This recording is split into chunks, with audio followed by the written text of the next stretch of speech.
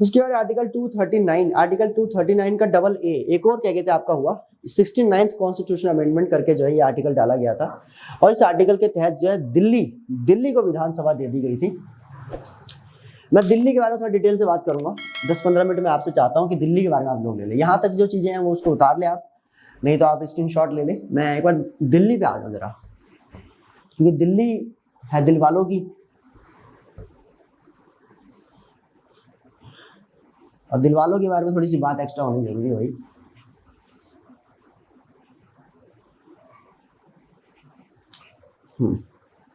Article 239 का double A, इसको लाया गया था 69th कॉन्स्टिट्यूशनल अमेंडमेंट से, और यहां पर क्या हुआ कि दिल्ली को जो है लेजिस्लेटिव असेंबली दे दिया गया, लेजिस्लेटिव असेंबली दे दिया गया। मैं थोड़ी सी इसकी कहानी आपको बताता हूँ। 1951 तक, 1951 से लेकर 56 तक बल्कि, और 1947 से कह लो आप, चलो मैं यहीं तक रोकता हूँ। दिल्ली जो था वो क्या था, पहले हमारे जितने भी पार्ट थे, पार्ट ए बी सी के अंदर पार्ट सी में आता था, मतलब दिल्ली पहले एक स्टेट की तरह हुआ करता था। और दिल्ली के पहले प्रधानमंत्री चौधरी ब्रह्म प्रकाश, एक बार ऐसे ही बोल दिया उत्तर प्रदेश के पहले प्रधानमंत्री, बच्चे भड़क गया मुझ पर, सर जी काहे के पॉलिटी के टीचर आप हैं, आपको इतना नहीं पता कि उत्तर प्रदेश में मुख्यमंत्री होता है। मगर माफ कर दो यार, हो गई गलती। पहले क्या होता था कि पहले स्टेट के जो होते थे प्रधानमंत्री होते थे, बाद में जब हमारा कॉन्स्टिट्यूशन बना तब जाके हमने जो है वहां मुख्यमंत्री का पद रखा, और बाद में जो है अगर प्रधानमंत्री का पद जो है वो सिर्फ पूरे देश के लिए, क्योंकि पहले तो सारे के सारे स्टेट अपने आप में रजवाड़े की तरह ही जी रहे थे, इन सब ने अपने एडमिनिस्ट्रेशन के लिए वहां पर प्रधानमंत्री अपॉइंट कर रखा था। अभी देखोगे मुगलों को पढ़ोगे, मुगलों में क्या है, एक हुआ करता था वजारत, जिसे विजारत भी कहते कई बार, और इसी वजारत से एक पद निकलता था वजीर, और वजीर क्या था, प्रधानमंत्री। तो बादशाह के साथ चलता था प्रधानमंत्री। तो ऐसा नहीं है, मतलब कुल मिला के पहले वाकई में स्टेट के अंदर प्रधानमंत्री होते थे, तो मैंने ऐसे ही बोल दिया। तो दिल्ली के पहले मुख्यमंत्री, प्रधानमंत्री जो आप कहना चाहे, दैट इज चौधरी ब्रह्म प्रकाश। चौधरी ब्रह्म प्रकाश यही नागलोई के थे, नागलोई जाट के थे। नागलोई इनकी विधानसभा थी मेरे हिसाब से, आई थिंक, जहाँ तक मुझे सही से याद है, नागलोई जाट इसके थे। शुरुआत में ये एक स्टेट की तरह ही काम कर रहा था पार्ट सी में। बाद में 1956 में आपका जो है स्टेट रीऑर्गेनाइजेशन एक्ट आ गया, स्टेट्स रीऑर्गेनाइजेशन एक्ट आया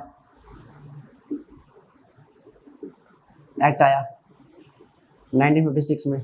और उसके बाद जो है आपने देखा होगा 14 स्टेट्स और 6 केंद्र शासित प्रदेश बने, यूटीज बने, और दिल्ली जो है 6 यूनियन टेरिटरीज में से एक यूटी बन के उभर के सामने आया। ठीक है, 6 यूनियन टेरिटरी में जो है एक यूनियन टेरिटरी क्या था, दैट इज दिल्ली। उसके बाद क्या हुआ, उसके बाद 1963 के अंदर जहां तक मुझे आइडिया है, पुडुचेरी को शायद स्टेटहुड दे दिया गया था, और स्टेटहुड कह रहा हूं यार, लेजिस्लेटिव असेंबली मिल गया। तो इस वजह से दिल्ली जो है, दिल्ली भी निगाहें बना के देख रहा था कि यार हमें भी मिल जाएगा, हमें भी यार लेजिस्लेटिव असेंबली दे दो, इतना बड़ा क्षेत्र है, इतना बड़ा एरिया है, इतनी पॉपुलेशन है। उस टाइम भी पॉपुलेशन ठीक ठाक ही थी, 60-70 लाख की पॉपुलेशन होगी, ठीक ठाक की पॉपुलेशन थी। तो इन्होंने कहा कि यार हमें भी दे दो, हमें भी स्टेटहुड दे दो, लेकिन दिल्ली देखता रह गया, दिल्ली को कुछ नहीं मिला। 1966 के अंदर मेरे हिसाब से जहां तक आइडिया है मुझे, आपका जो है Delhi administration act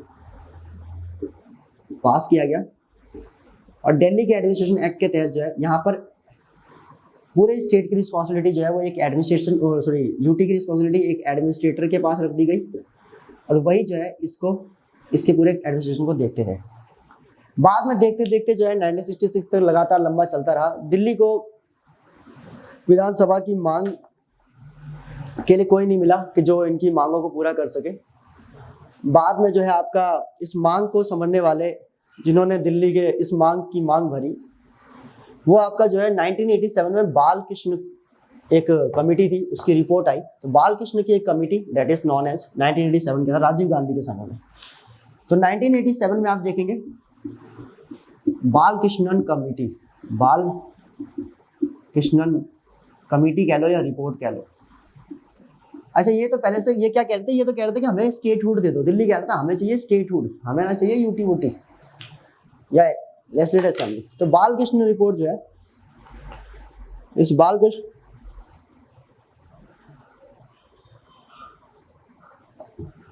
okay Balkrishna committee ने जो है उसे ऑन कर दो। बालकृष्ण रिपोर्ट में क्या हुआ, इन्होंने कहा कि देखो सर दिल्ली जो है पहली बात तो नेशनल इंपॉर्टेंस की है, ठीक है, क्योंकि दिल्ली के अंदर मैंने आपको पहले बताया लोकसभा है, राज्यसभा मतलब संसद है, सुप्रीम कोर्ट है वहाँ पर, ठीक है ना, सर्वोच्च न्यायालय है, उसके बाद आपका जो है आरबीआई है, राष्ट्रपति भवन है, और भी जितने जो नेशनल इंस्टीट्यूशन है वो सारे यहीं पे है, रो यहीं पे है, आईबी यहीं पे है, एनआईए है, मतलब एनआईए तो खैर अभी नया नया पैदा हुआ है, मतलब कुल मिला के जितने भी बड़े बड़े जो नेशनल इंस्टीट्यूशंस हैं, डिप्लोमेटिक इंस्टीट्यूशंस हैं, कम्युनिटीज हैं, वो सारी की सारी कहाँ पर विराजमान है, दिल्ली में। तो उन्होंने कहा कि सर ठीक है इस इलाके को आप प्लीज जो है ऐसे ना छोड़े, बल्कि इसको जो है आप जो है इसका सम्मान करें। और बालकृष्ण कमेटी की रिपोर्ट जो थी, कमेटी की जो रिपोर्ट थी, वो कमेटी की रिपोर्ट क्या थी, उस कमेटी की ये रिपोर्ट थी कि एक काम करो सर, दिल्ली को आप स्टेटहुड मत दो, लेकिन दिल्ली को जो है विधानसभा दे दो सर। दिल्ली को विधानसभा देना बनता है सर, अब ये कोई बात होती है? अच्छा लगता है कि मतलब दिल्ली बार बार आपके सामने आके खड़े हो जाता है। अरे दिल्ली है दिल वालों की, ठीक है, दिल्ली को आप ऐसे परेशान कर रहे हैं, अच्छा लगता है ये सब देख के, हैं दिल नहीं पिघलता आपका? एक चीज जैसा मैं देख लूं,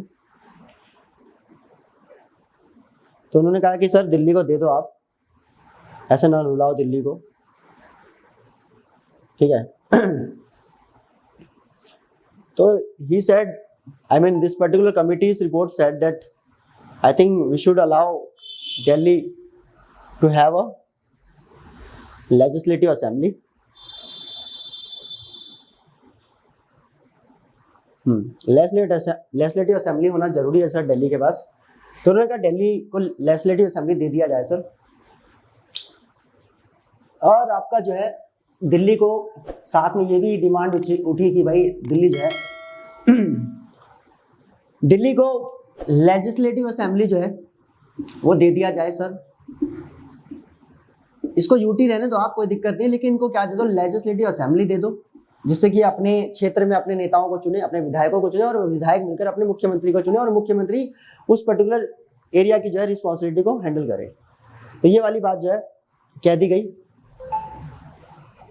ये वाली बात जो है, हाँ समझे, ये वाली बात कह दी गई। लेकिन कह दिया गया कि दिल्ली जो है, दिल्ली के अंदर दिल्ली के पर्टिकुलर जगह को जो है जितना दिल्ली है उतने से एरिया को जो है नहीं दिया जा सकता लेजिस्लेटिव असेंबली।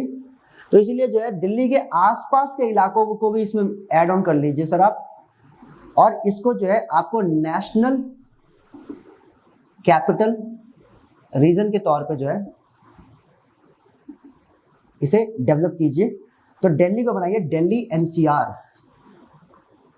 तो दिल्ली एनसीआर,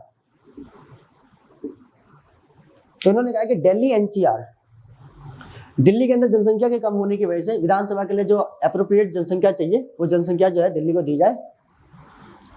और इस तरह से 69th कॉन्स्टिट्यूशनल अमेंडमेंट का ये मतलब कि ये दिल्ली एनसीआर का मतलब कि आप आई विल से ऑफर दिया गया कि आप दिल्ली एनसीआर में कन्वर्ट कीजिए, और दिल्ली के आसपास के इलाकों को भी, जिसमें आप देखेंगे दिल्ली के अंदर दिल्ली जो मेन दिल्ली जो है वो तो है ही आपका, प्लस आपका जो है हरियाणा के अंदर से आप देखेंगे कि कई सारे इलाके आते हैं, जैसे सबसे मेन इलाका जिसमें जो है आपका गुरुग्राम है,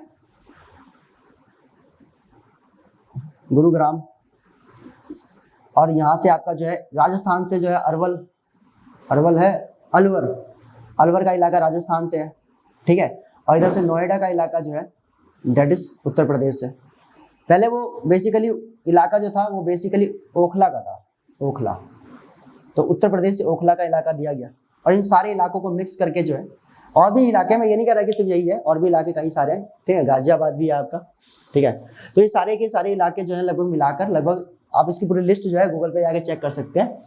और इस तरह से दिल्ली एनसीआर का रखा गया कि दिल्ली एनसीआर की पूरी पॉपुलेशन अगर हम मिला देंगे तब हम विधानसभा तो हम बना ही सकते हैं, कोई दिक्कत वाली बात नहीं है। इस तरह से इसको डिसाइड किया गया। और फाइनली 1992 के अंदर आप देखेंगे कि जो है एक आपका कॉन्स्टिट्यूशनल अमेंडमेंट पास किया गया, 69th कॉन्स्टिट्यूशनल अमेंडमेंट करके जो है दिल्ली को दिल्ली एनसीआर बना दिया गया, और साथ में जो है इसको लेजिस्लेटिव असेंबली भी दे दी गई। और 70th कॉन्स्टिट्यूशनल अमेंडमेंट करके जो है इन दिल्ली के अंदर 7 जो है लोकसभा की सीटें दी गई और 70 विधानसभा की सीटें दी गई। और 70 विधानसभा की सीटों के बाद जो है 3 राज्यसभा की सीटें भी थी, राज्यसभा की सीटें ध्यान रखेंगे, राज्यसभा की सीट दी गई। और इस पूरे के पूरे इन सबको जो है प्रेसिडेंट के इलेक्शन के अंदर जो है प्रेसिडेंट और राज्यसभा के इलेक्शन के अंदर इसे ऐड ऑन कर लिया गया, ठीक है, कि ये भी पार्टिसिपेट कर सकते हैं। इस तरह से दिल्ली जो है फाइनली बनकर तैयार हुआ, दिल्ली एनसीआर बना, दिल्ली को अपना विधानसभा मिला, ठीक है, ध्यान रखेंगे, दिल्ली को एनसीआर मिला। और दिल्ली में उसके बाद क्या हुआ, दिल्ली में चुनाव हुए 1993 में मेरे हिसाब से चुनाव हुए थे, 1993 से लेकर 1996 तक के चुनाव हुए थे। पहला चुनाव 1993 से लेकर 96 तक का चुनाव था, जिसमें आपके मतलब चुनाव तो 5 साल का था। पहले चुनाव मतलब कि पहले चुनाव वाले जो थे वो ज़्यादा दिनों तक टिक नहीं पाए। तो दिल्ली में 1993 में आई थिंक चुनाव हुआ था पहला, जिसके अंदर मदन लाल खुराना जो थे, मदन लाल खुराना ये हमारे देश के जो है दिल्ली के जो है पहले मुख्यमंत्री बने। He became the first chief minister after legislative assembly, when it became the legislative assembly Delhi. जब दिल्ली जो है लेजिस्लेटिव असेंबली बना तो पहला जो चुनाव हुआ उस चुनाव के अंदर मदन लाल खुराना जो थे वो पहले मुख्यमंत्री के तौर पर जो है चुने गए। शायद रिजल्ट 96 से लेकर मतलब 96 तक ये रहे थे। फिर 1996 में जो है आपके साहिब सिंह वर्मा जो है वो दिल्ली के मुख्यमंत्री बने। उसके बाद 1998 में जो है आपके 1998 में साहिब सिंह वर्मा के जाने के बाद जो है सुषमा स्वराज जो हमारे देश की पहले मुख्यमंत्री विदेश मंत्री भी थी, अभी हाल ही में हमने खोया है सुषमा स्वराज को, one of my favourite politician in female. Sahib Singh Verma के ही अभी बेटे परवेश वर्मा आई थी मेरे हिसाब से, जो अभी सांसद भी है दिल्ली के अंदर, 7 सांसद में एक सांसद लोकसभा के वो भी है। और सुषमा स्वराज 1998 में, ये ज़्यादा दिन रही नहीं थी, अक्टूबर में शायद मेरे हिसाब से बनी थी और दिसंबर में शायद जो है इनका पोस्ट जो है चला गया था। तो 1990 में फिर फ्रेश सिलेक्शन हुए शायद दिल्ली में, और दिल्ली में हाँ फ्रेश सिलेक्शन हुए थे। और 1998 में फिर शीला दीक्षित जो है वो मुख्यमंत्री बन के आई थी, और वो लगभग 15 साल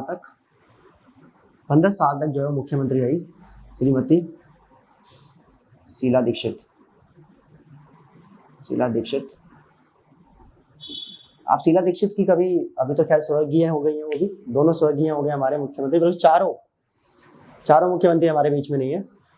आप कभी इनकी कहानी कभी पढ़ना श्रीमती शीला दीक्षित की, मतलब वैसे नहीं कह रहा मैं, आई विल से मतलब प्रोफेशनल लाइफ में नहीं कह रहा, एज ए पॉलिटिशियन नहीं कह रहा, पहले की लाइफ। मतलब इनके हस्बैंड जो थे वो भी बहुत ही बड़े पॉलिटिशियन, उत्तर प्रदेश के शायद बड़े पॉलिटिशियन, कांग्रेस के बड़े नेता थे। उन्हीं के घर में इनकी शादी हुई थी, लेकिन शादी हुई कैसे थी वो सुनना आप। इनके हस्बैंड जो थे इनके हस्बैंड को मना कर दिया था शायद शादी के लिए, इस आधार पे, मतलब शीला दीक्षित के पेरेंट्स ने, कि मतलब वो कुछ थे नहीं, वो स्ट्रगल के दिनों में थे। एंड फिर बताते हैं कि 1 से 2 साल बाद जो है वो IAS ऑफिसर बन के पहुंचे थे सीधा शीला दीक्षित का हाथ मांगने के लिए। तो इसीलिए UPSC वालों से पंगा नहीं लेना चाहिए, ठीक है। इसका क्या चैप्टर क्या है, किसी सिविल सर्विसेज की तैयारी करने वाले से पंगा लेना चाहिए, कब जो है वो कब तहलका मचा दे कोई पता नहीं रहता, ठीक है। तो 2013 तक श्रीमती शीला दीक्षित जो है सरकार में रही।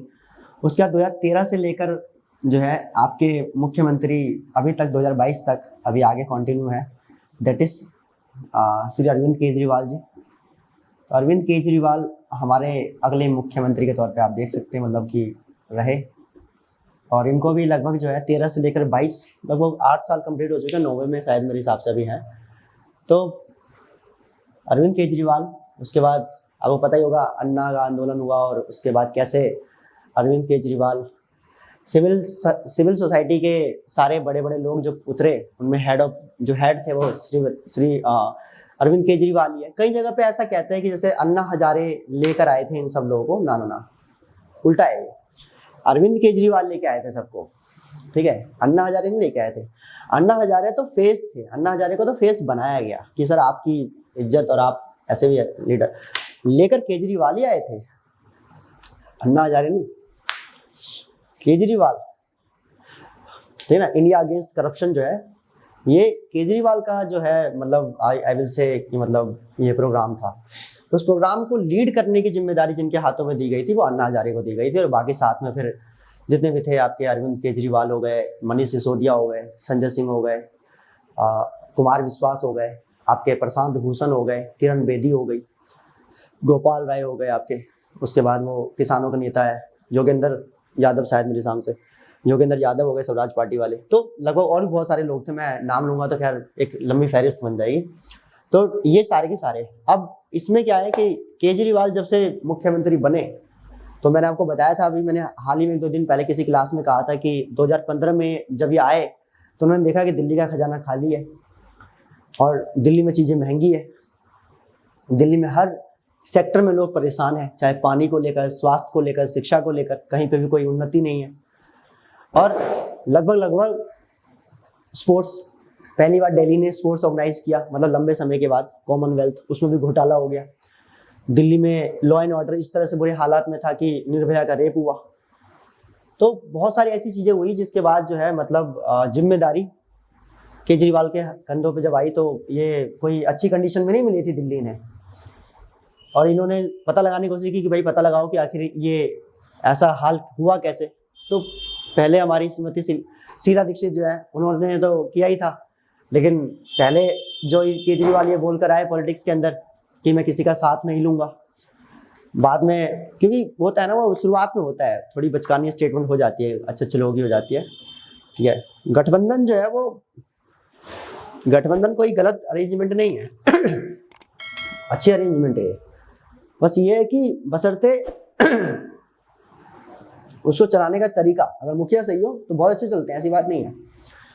हालांकि इसके एग्जाम्पल अभी मेरे पास आ नहीं रहे तो मैं आपको दूंगा नहीं लेकिन इतना जरूर है कि ऐसा नहीं है, अरेंजमेंट गलत नहीं है, ये भी ठीक अरेंजमेंट है। जैसे बेस्ट एग्जांपल में आप यूपीए और आप एनडीए ले सकते हैं। एनडीए देखो, यूपीए देखो आप, ठीक है ना। तो नेशनल स्टेज पे तो खैर चल जाते हैं नो डाउट, मतलब आपके वैसे में चलने में थोड़ा मुश्किल है। एनडीए क्या है? एनडीए एक ऐसा समूह है जो एक समान विचारधाराओं के लोगों का समूह कह सकते हैं आप। यूपीए भी एक समान विचारधाराओं के लोगों का समूह है वो।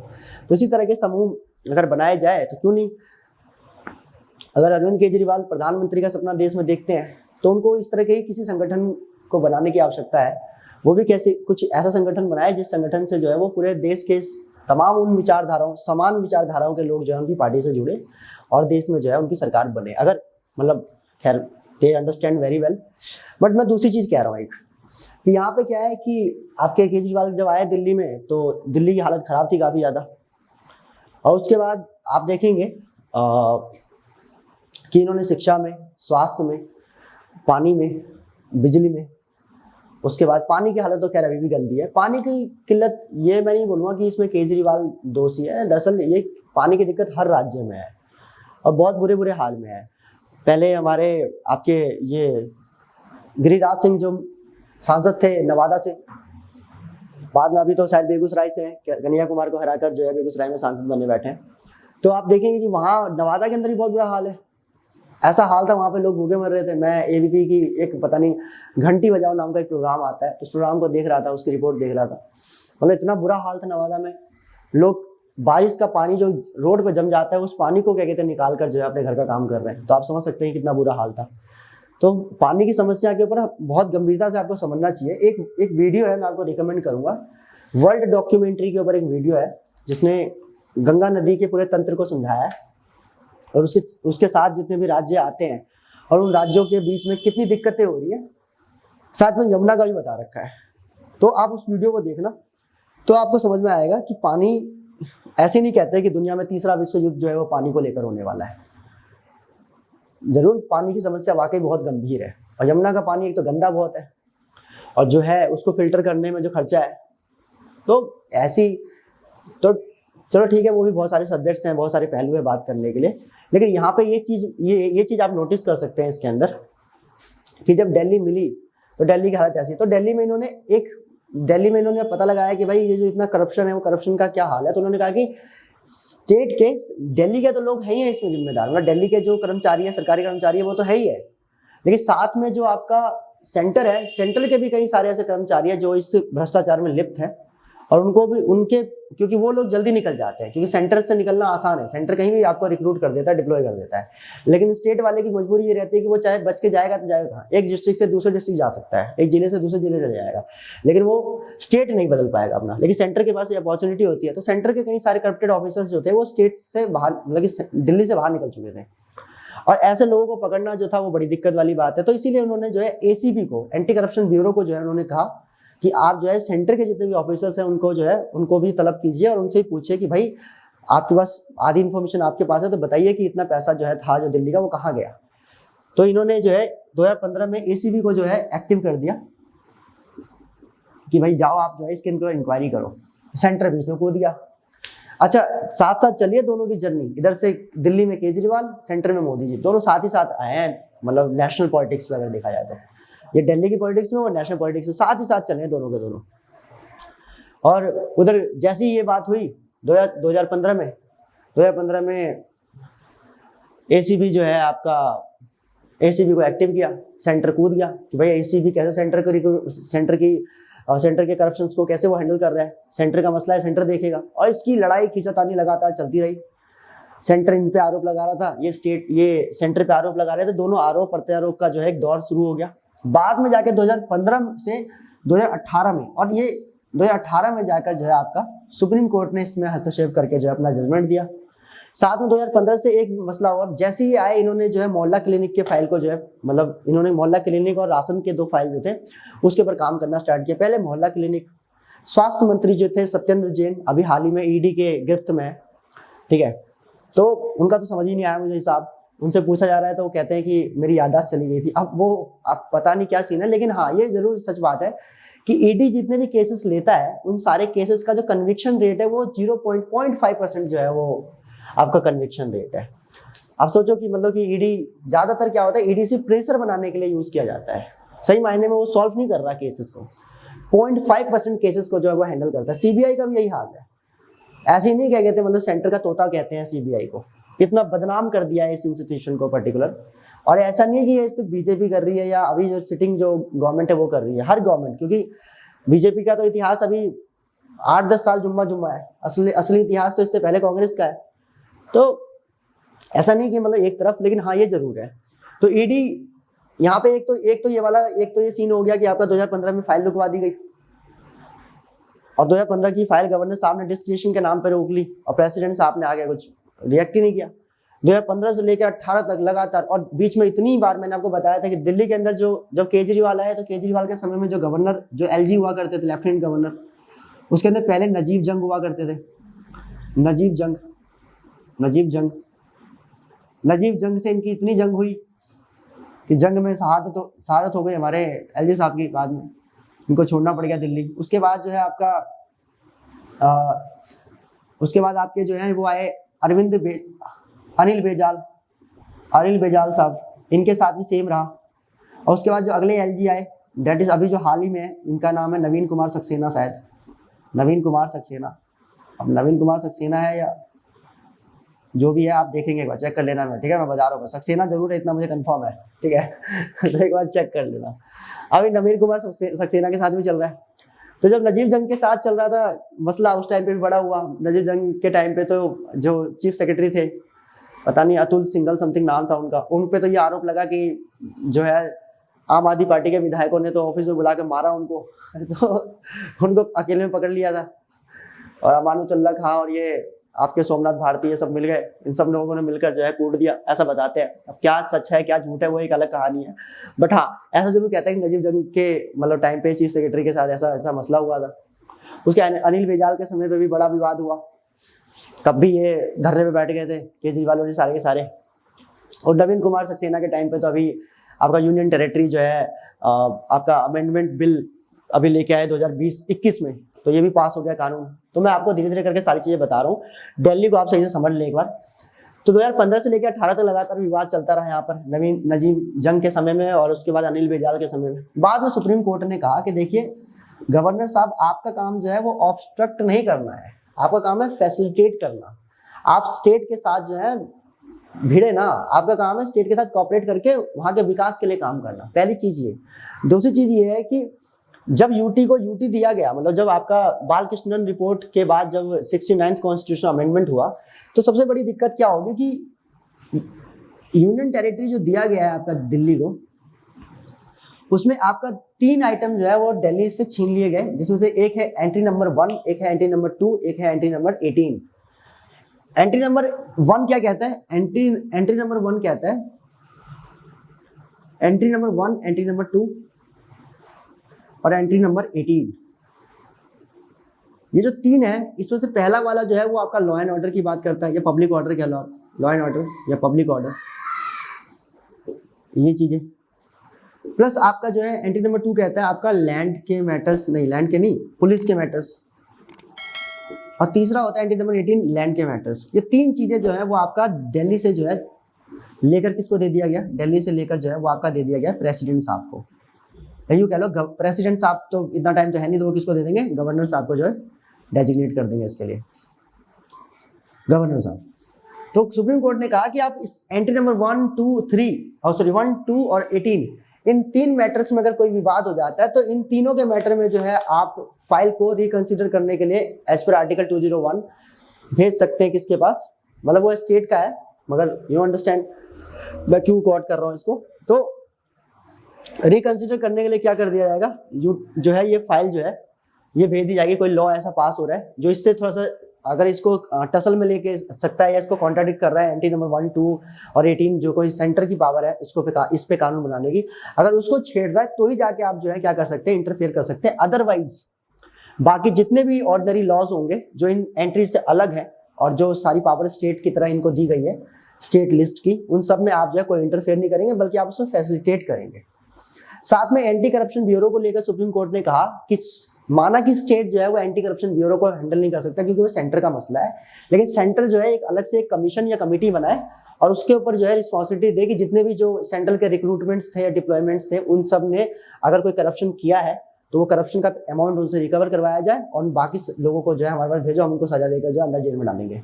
तो ये काम जो है सुप्रीम कोर्ट ने बाकायदा जो है 2018 में करके दे दिया। उसके बाद भी नहीं रुक रही लड़ाई। अब हमेशा देखेंगे centre Delhi, centre Delhi, centre Delhi. Arvind Kejriwal पहली बात तो बहुत ही जमे हुए खिलाड़ी हैं। वो कहते हैं I am not a politician, but मैं समझ ही नहीं पाता कि वो ये स्टेटमेंट क्या कैसे रहे। खतरनाक पॉलिटिक्स खेलते हैं और कहते हैं कि फिर मुझे पॉलिटिशियन नहीं होना है। मतलब इनके भी एक से एक कारनामे हैं। और मतलब सबसे बड़ी चीज जो मुझे सबसे बेस्ट चीज लगती है वो क्या है कि मतलब जो मीडिया है, मीडिया को विपक्ष की कोई पार्टी जो है वो दबा नहीं पाती है, मीडिया सबको दबा देती है विपक्ष में। अरविंद केजरीवाल की पार्टी या इनके लोगों को दबाने में मीडिया नाकाम रही है। जितने भी स्पीकर रहे हैं इनके, चाहे राघव चड्ढा हो, चाहे क्या कहते हैं आपका सौरभ भारद्वाज हो, चाहे संजय सिंह हो, जो तीन चार लोग जो हैं ये कमाल के मतलब स्पीकर्स हैं और ये हावी हो जाते हैं। अरविंद केजरीवाल सिसोदिया तो खुद है ही अपने आप में। तो ऐसे में और अभी हाल ही में अभी जो देखेंगे सत्येंद्र जैन को जो है ईडी ने अपने जो है हवेली पे बुला रखा है और साथ में मनीष सिसोदिया की भी तैयारी चल रही है। अभी चल रहा है, बवाल चल रहा है पूरा, ठीक है। लेकिन खैर ठीक है, जो भी है पॉलिटिक्स अपनी जगह पे है, ओके। लेकिन काम भी करती है, ऐसी बात नहीं है। आम आदमी पार्टी ने काफी काम किया है दिल्ली के अंदर और आगे मतलब ये है कि काम अधूरा है अभी, वो काम का कोई फायदा नहीं होगा और वो काम जो है वो पूरा नहीं हो पाया और पूरा ही नहीं होने देने की पॉलिटिक्स है। आप समझना इस बात को, पूरा ही नहीं होने देने की पॉलिटिक्स है, क्योंकि जो डेवलपमेंट होता है ना ऑल ओवर दिल्ली के अंदर, डेवलपमेंट ऐसी वन टाइम में तो हो नहीं सकता, ग्रेजुअली होगा। और ग्रेजुअली होने के लिए जो है वो ग्रेजुअल होगा, सबको पता है हर जगह डेवलपमेंट ग्रेजुअली होता है, धीरे धीरे ही होता है। और वो बीच में ऑब्स्ट्रक्ट करने वाला काम ऐसा नहीं है, सेंटर ऐसा नहीं है कि सेंटर जो है वो ऑब्स्ट्रक्ट करता है तो वो अपनी मर्जी से कर रहा है। प्रॉब्लम यही है कि दिल्ली के लिए अभी देखेंगे लोकसभा का जो चुनाव हुआ था 2019 में, तो आम आदमी पार्टी किस मुद्दे पे लोकसभा के अंदर अपने 7 सांसद को उतारा था? उन्होंने इसी मुद्दे पे उतारा ही था कि हम अगर जीत गए, अगर हमारे 7 सांसद जीत गए तो लोकसभा के अंदर जाकर हम क्या मांग रखेंगे कि दिल्ली को यूनियन टेरिटरी के दर्जे से बाहर निकालो और अब इसे पूरा स्टेटहुड दो। आप देखो 1484 स्क्वायर किलोमीटर में फैला हुआ दिल्ली, जिसकी जनसंख्या लगभग 1,80,00,000 से भी ज्यादा है और अभी सेंसस आएगा तो 2 करोड़ से पार हो जाएगा, जिसे संभालने की जिम्मेदारी एक मुख्यमंत्री, एक राज्यपाल, एक पुलिस प्रशासन, 7 सांसद, 70 विधायक और 272 वार्डों पे काम कर रहे निगम पार्षद की और 3 राज्यसभा के भी सांसद है। तो इतने बड़े इस पूरे महकमे को चलाने के लिए जो है वो एक अकेला यूटी का स्टेटस काम नहीं कर सकता, स्टेट का। किसी भी मुख्यमंत्री को मुख्यमंत्री की फीलिंग कब आती है? जब उसके पास लॉ एंड ऑर्डर हाथ में होता है। सबसे बड़ी चीज है पुलिस, और उससे भी बड़ी इंपॉर्टेंट चीज है आपका लैंड। लैंड डेवलपमेंट के लिए कितना इंपॉर्टेंट है। रोड निकालनी है, कहीं लैंड चाहिए, कोई हॉस्पिटल एस्टेब्लिश करना है लैंड चाहिए, कहीं पे कोई कॉलेज जो है कहीं पे एस्टेब्लिश करना है तो लैंड चाहिए, कहीं पे कोई आपका पर्टिकुलर जो है कोई अलग इंस्टीट्यूशन सेटअप करना है, कोई आंगनवाड़ी भी सेटअप करनी है, कुछ भी सेटअप करना है, आपको उसके लिए लैंड चाहिए भाई। और वो तीनों चीजें किसके पास है? वो सेंटर के पास है। 1937 में जब इलेक्शन हुआ फर्स्ट टाइम, तो 1937 में इलेक्शन हुआ जब आपका, तो अब हाल क्या था कि उससे पहले जो है 1937 से पहले क्या था कि गवर्नमेंट ऑफ इंडिया एक्ट नहीं आया था। तो उसमें क्या था कि उससे पहले स्टेट्स को जो है ऑटोनॉमी नहीं दी गई थी, प्रोविंशियल ऑटोनॉमीज नहीं थी। प्रोविंशियल ऑटोनॉमी के बाद क्या हुआ कि प्रोविंसेस को जो है अपने खुद की अलग अलग पुलिस जो थी वो उनको दे दी गई, जो कि किसके लिए काम करती थी? पहले वाइसराय के लिए काम करती थी या सेंटर के लिए काम करती थी। अब वो किसको दे दी गई? वो स्टेट को दे दी गई। और आपने देखा होगा कि लगभग आपका जो है 9 स्टेट के अंदर खड़ी सरकार बन गई थी कांग्रेस की 1937 के इलेक्शन के अंदर।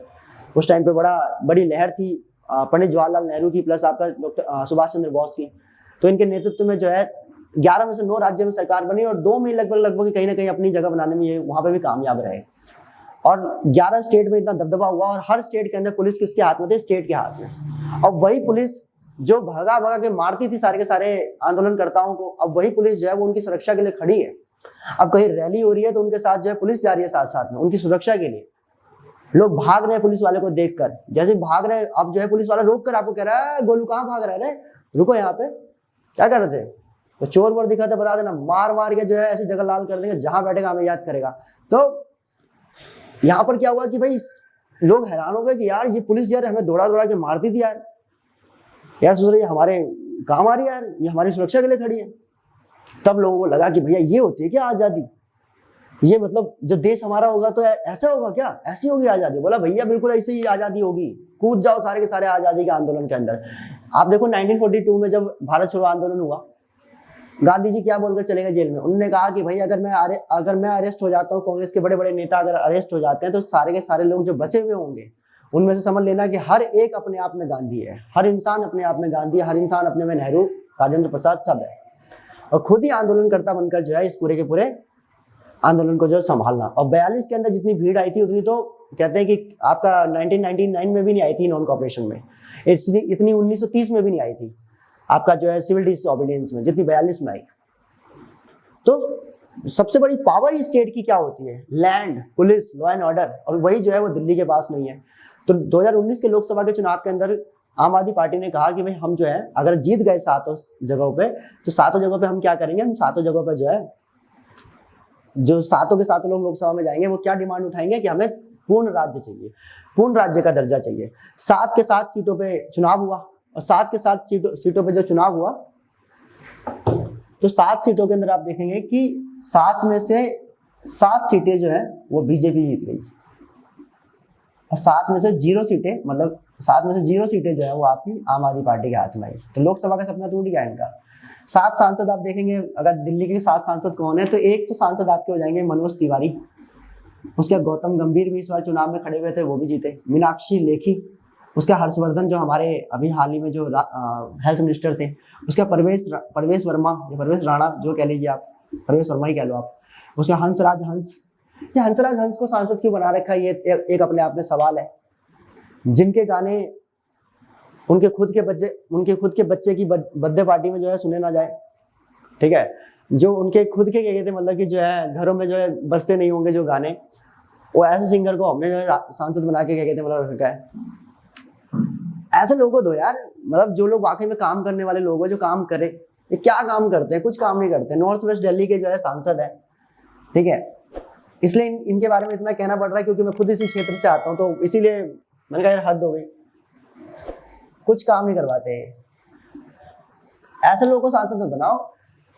मोदी जी से बहुत से लोग इन्फ्लुएंस है और हम भी इन्फ्लुएंस है। ऐसे लोगों की वजह से मोदी जी का भी नाम बदनाम होता है। उसके बाद जो है आपका इसके बाद अगर मैं बोलूँ एक सांसद हमारे बच रहे हैं इसमें, वो है रमेश बिधूरी। रमेश बिधूरी जो है वो भी आपके जो है दिल्ली के 7 सांसदों में है। 7 सांसद हो गए, 1 2 3 4 5 6 7, 7 सांसद जो है, ये 7 के 7 सांसद सारे बीजेपी।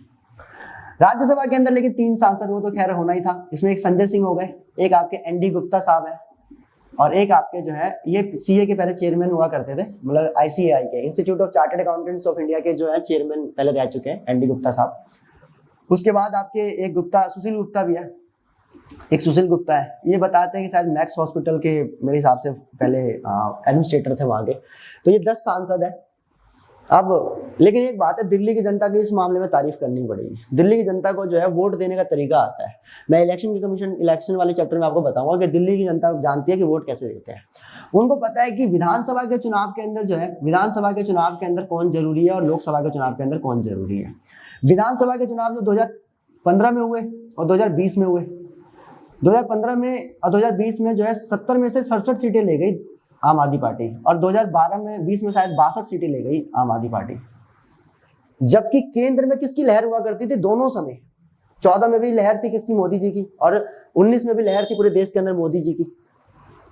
पूरे देश में मोदी जी की लहर थी। कहते हैं कि जैसे 1 नेशन 1 इलेक्शन को लेकर अक्सर लोग डरते हैं कि नेशनल वाला ही हमेशा जो है स्टेट के लोकल मुद्दों को भी नेशनल में कन्वर्ट करके जो है सारी सीटें ले जाएगा, लेकिन ऐसा नहीं होता। दिल्ली की जनता से आप सीखे, दिल्ली की जनता जानती है कि वोट कैसे देना होता है। 2014 के इलेक्शन के अंदर जो है, 2014 में जब इलेक्शन हुए तो यहाँ पर 7 सीटों में 7 की 7 सीटें कौन ले गया, बीजेपी ले गई। और 2019 में जो इलेक्शन हुआ था तब भी 7 में 7 सीटें कौन ले गई, बीजेपी ले गई।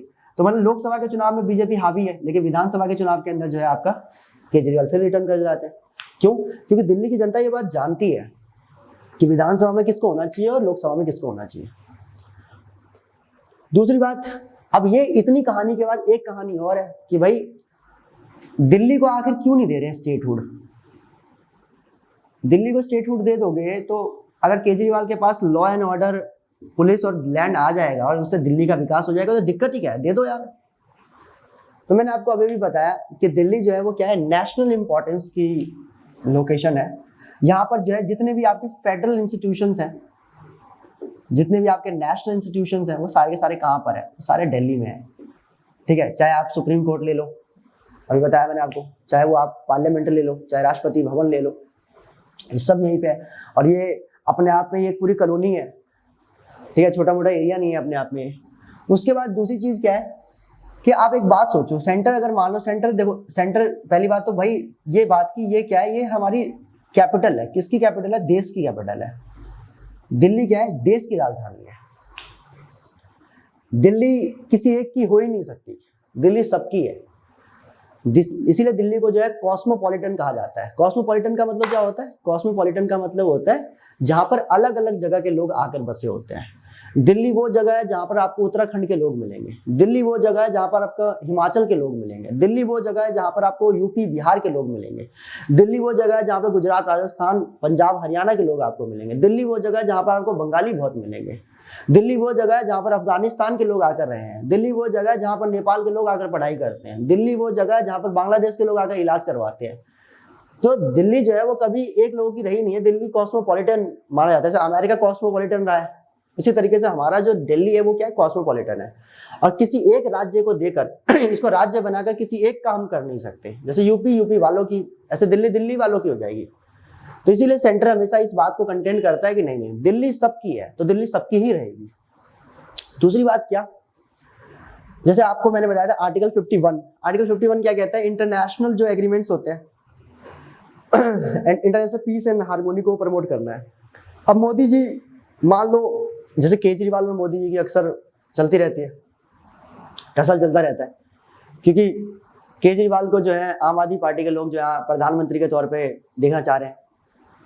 तो इसीलिए भाई अब प्रधानमंत्री जो पहले सिटिंग में है या जिस पार्टी का है, वो पार्टी तो कभी नहीं देखना चाहेगी उस पार्टी को जो हमारे प्रधानमंत्री को हटाकर दूसरा अपना प्रधानमंत्री बना रहा हो।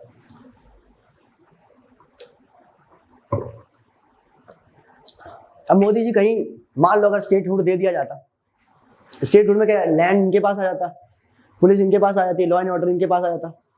अब फ्रांस के इमैनुअल मैक्रोन जो है वो आपके इंडिया आ रहे हैं और दिल्ली में रुक रहे हैं।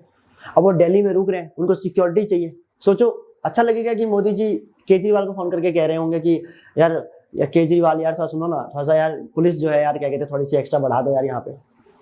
विदेश का मामला है, समझो बात को। वो कह रहे हैं ना ना हम ना बढ़ा पाएंगे, देश में रामलीला चल रही है, रामलीला में हर जगह पे पब्लिक बाहर निकली हुई सड़कों पे, सबके लिए पुलिस की जरूरत पड़ रही है, अभी हर जगह पे पुलिस डिप्लॉय है, कहीं पे आ ही नहीं सकती। यार हद होगी यार, बताओ इंटरनेशनल मैटर हो जाएगा। यहाँ पे फ्रांस के प्रधानमंत्री आ रखे, कोई सीन हो गया तो खाली पीली जो है पूरे देश को नुकसान हो जाएगा। फ्रांस से हम जो है राफेल मंगवाते हैं, फ्रांस से हमारे जो है कितने सारे बिजनेस एग्रीमेंट्स हैं, बिजनेस टाइप्स हैं हमारे उसके साथ।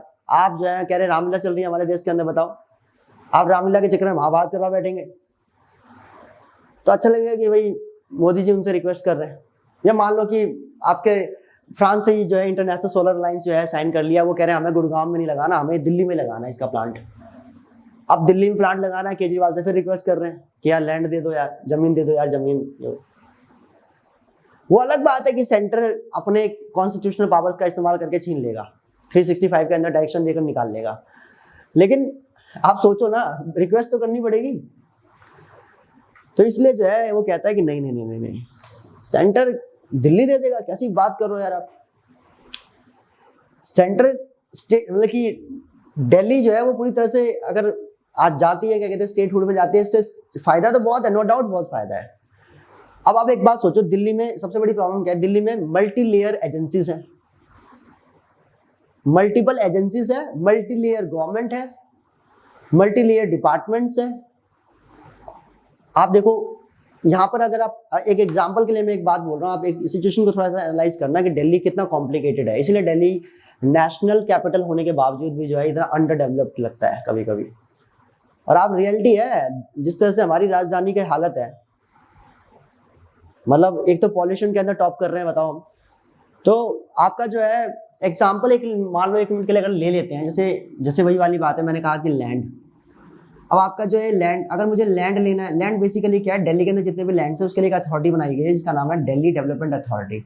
और दिल्ली डेवलपमेंट अथॉरिटी, सेंटर कह रहा है इतना टाइम हमारे पास नहीं है, गवर्नर साहब ने क्या कर दिया, एक अलग से अथॉरिटी बना दिया। मैंने आपको बताया था गवर्नर साहब के पावर होती है इस चीज के लिए, ठीक है, मतलब लेफ्टिनेंट गवर्नर साहब के पास। तो उन्होंने क्या कर दिया, एक अलग से अथॉरिटी बना दिया और सारे लैंड्स को लेकर जो है दे दिया उनको कि भाई सारे लैंड्स के मसले आप ही देखेंगे, ठीक है, ओके।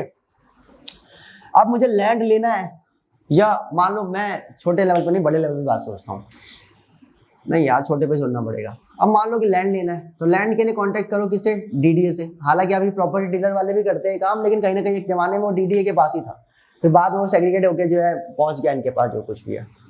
अब जितने भी लैंड्स हैं, जैसे मान लो मैं अपने हिसाब से बता रहा हूँ, आम आदमी पार्टी से बता रहा हूँ, जो यहाँ पे अभी स्टेट में गवर्नमेंट बड़े, दिल्ली सरकार। अब दिल्ली गवर्नमेंट का क्या हाल है, दिल्ली गवर्नमेंट को अगर लैंड लेना है, जैसे उनको मान लो मोहल्ला क्लिनिक लगानी है, मोहल्ला क्लिनिक लगानी है, तो उनको लैंड लेना होगा तो किसके पास जाना पड़ेगा, डीडी के पास जाना पड़ेगा, फिर वहां से लैंड ग्रांट करवाओ।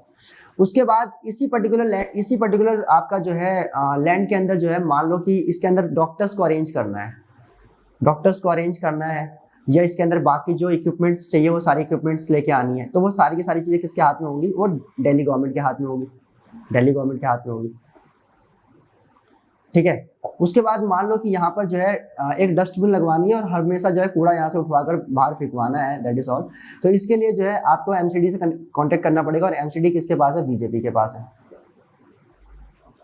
अब मान लो कि इस पूरे के पूरे इलाके में कहीं सिक्योरिटी को लेकर कोई कंसर्न हो गया, तो उसके लिए पुलिस के पास जाना पड़ेगा। पुलिस किसके पास है, सेंटर के पास है, मतलब बीजेपी के पास है। समझ रहे बात को आप। और अगर मान लो कि यहाँ के लिए कोई इवेंट करवाना है, कुछ करवाना है, तो लॉ एंड ऑर्डर जो है वो किसके हाथ में, वो आपका जो है एसडीएम के हाथ में है। और वो किसके पास है, गवर्नर साहब, मतलब सेंटर के पास है। समझ रहे, मतलब एक पर्टिकुलर पर्सन है ही नहीं जिससे बात करे। जमीन खरीदनी है तो डीडीए, मकान बना लिया तो हाउस प्रॉपर्टी टैक्स देना है तो दिल्ली गवर्नमेंट को देना पड़ता है। सफाई करवानी है तो एमसीडी को बुलाओ। अगर आपका जो है यहाँ पर क्या कहते हैं, सिक्योरिटी का कंसर्न करवाना है, सिक्योरिटी का अगर ध्यान रखवाना है, तो उसके लिए हमें पुलिस के पास जाना पड़ेगा, वो सेंटर के पास है।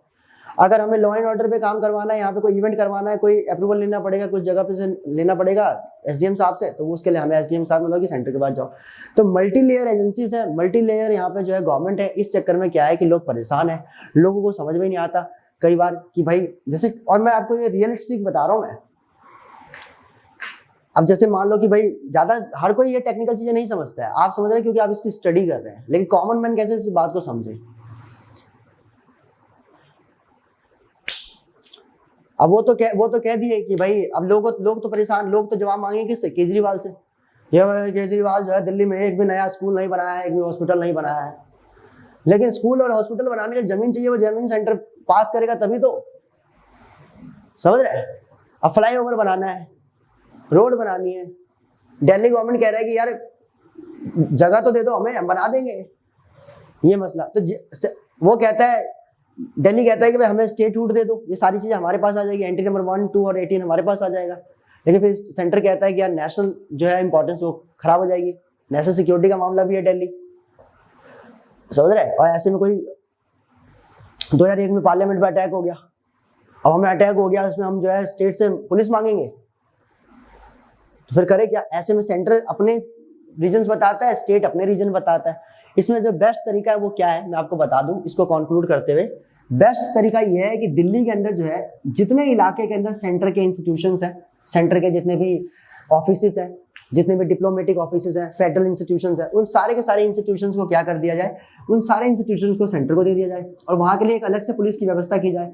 वहां का पूरा जो है लॉ एंड ऑर्डर जो है वो आपका लॉ एंड ऑर्डर वो किसके हाथ में हो? इनके हाथ में हो। प्लस जो है यहाँ का लैंड जो है वो भी उसके भी पूरा कंट्रोल किसके हाथ में हो? सिर्फ सेंटर के हाथ में हो। और बाकी जितना भी इलाका है वो सारा का सारा जो है दिल्ली को दे दिया जाए, मतलब स्टेट को दे दिया जाए कि दिल्ली उसको देखे। यहाँ की पुलिस की व्यवस्था भी इनके हाथ में हो, लॉ एंड ऑर्डर भी इनके हाथ में हो। और उसके बाद जो है, नहीं दिख रहा ऊपर वाला? कितना नहीं दिख रहा?